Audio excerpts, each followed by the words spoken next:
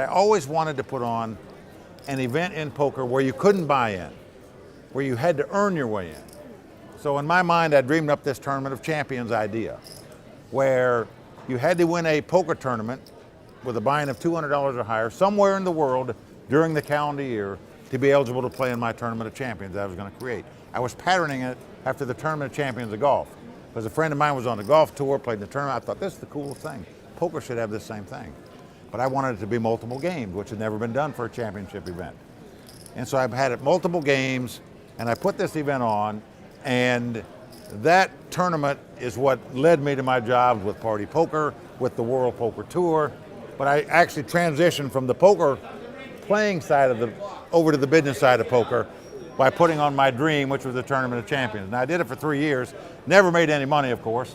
And but because of that, it led me to my jobs with Party Poker, which obviously changed my life forever. But a funny story about that, when I was dreaming this Tournament of Champions up, I knew to get everybody in that the high stakes players in those days didn't play poker tournaments because the cash games were so lucrative. And they rarely played tournaments other than a few events at the World Series. And so they might not win an event, but I knew the Chip Reese, the Doyle Brunson, the Billy Baxter, the elite of the poker world back then. I said, these guys have got to come play in my tournament. How can I get them in? So I had an asterisk that anybody that had ever won a World Series of Poker bracelet was automatically eligible for the Tournament of Champions. So I knew that'd bring in the big players. So now to still make sure they came, I called Doyle up on the phone. I said, Doyle, I got the greatest proposition for you of all time.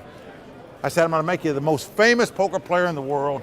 He said, Mike, I'm already the most famous poker player in the world.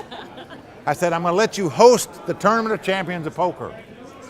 He said, you're going to let me host the Tournament of Champions of Poker? I said, yes. You'll host it. It'll bring you media exposure. Everybody's going to love it. It's going to be the greatest event of all time in the poker world. And Doyle said, he's him-hawing around. And finally he says, Mike, he said, I'll do it under 2 conditions. I said, what are they? He said, 1, it doesn't cost me any money, and 2, it doesn't take any of my time.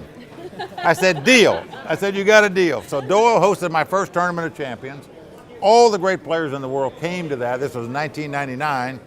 And it doesn't sound like much, but we had 685 players in that Tournament of Champions, which by today's numbers seems pale, but recognized just a few months before my Tournament of Champions, 2 months earlier, the main event of the World Series of Poker, won by Noel Furlong from Ireland, had 399 entrants in it. So my event was almost twice as big as the main event at the World Series, and everybody was just wowed by that number. But let me add, Doyle almost won that first Tournament of Champions. He finished 4th in that tournament, but I'm always grateful to Doyle for hosting that event for me.